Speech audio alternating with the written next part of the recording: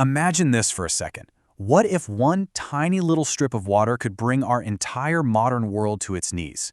It's a risk people have talked about for years, but what if it suddenly became real? That's what we're going to break down. Okay, so picture this.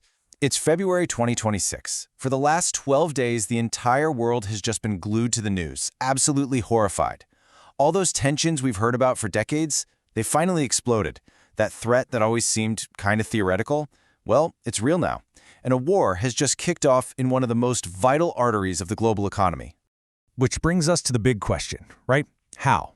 How could one little waterway, a place you might barely even notice on a map, have this much power over literally all of us?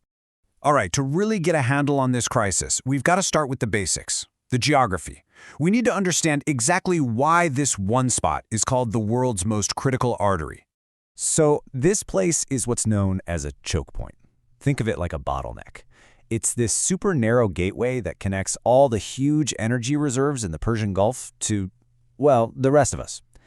It might just look like a little sliver of water, but trust me, from a geopolitical standpoint, it is one of the most important places on the entire planet. You know, experts have a pretty blunt way of putting it. They say Hormuz is basically the world's main fuel line. And if you pinch that line, the whole system just starves.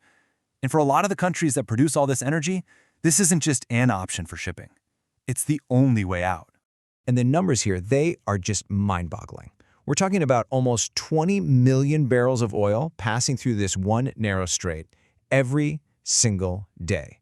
That is a huge chunk of the energy that powers, everything we do. So let's put that into perspective. That's about a fifth of all the oil the world uses. And it's not just oil. On top of that, you've got about 20% of all liquefied natural gas, or LNG. So two of the most critical energy sources we have are totally dependent on getting through this one little passage. So where's all this energy headed? Well, most of it is going east. It's headed for the big industrial powerhouses in Asia. The places that make so much of the stuff we use every day. If you cut off that energy supply, the world's factories just stop. Okay, so that raises a huge question. How could anyone actually control such a vital spot? You might think you'd need a massive, powerful navy, right? Nope. The strategy here is to turn the geography itself into a weapon. And it's a strategy that's been worked on and perfected for decades. This is what military folks call an asymmetric strategy. Basically, Iran knows it can't win a traditional head-to-head naval battle, so the whole game plan is about making an attack so painful that no one even tries. It's a three-part playbook. First, you've got swarms of hundreds of small, fast boats designed to create total chaos. Second, you have powerful anti-ship missiles hidden away in bunkers all along that rugged mountainous coastline. And third, and this might be the most effective part, you deploy thousands of cheap but deadly naval mines. Those things are an absolute nightmare to find and clear out. And that right there gets to the core of the whole strategy. The goal isn't to actually win a battle and sink every ship, not at all.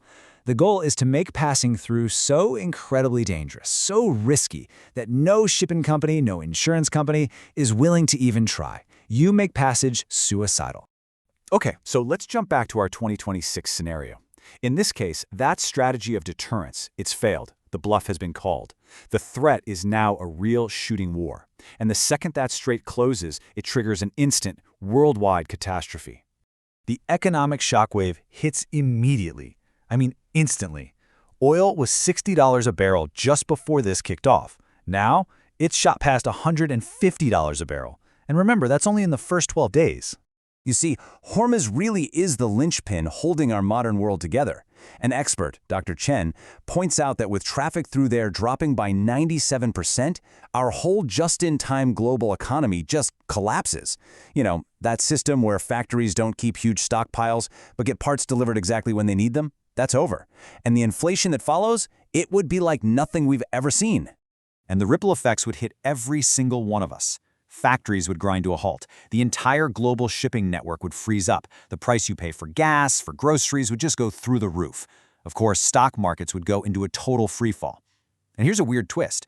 The countries that produce the oil, they suddenly have their own crisis because they can pump it, but they have nowhere to store it and no way to ship it. So this leads to the most obvious question of all, right? Why can't the world's most powerful military just go in there and force the strait open?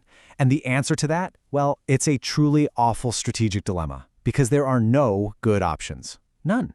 If you're the commander in charge, you are staring at two absolutely horrible choices. Option A, you try to escort the oil tankers, but that means sailing your multi-billion-dollar warships right into what is essentially a shooting gallery, with all those hidden missiles just waiting.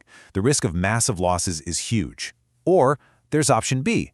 You launch a huge military campaign to try and destroy all those missile sites on land. But doing that means a massive escalation of the war, and that could provoke who knows what kind of desperate response from Iran. So it all comes down to this one final, terrifying question.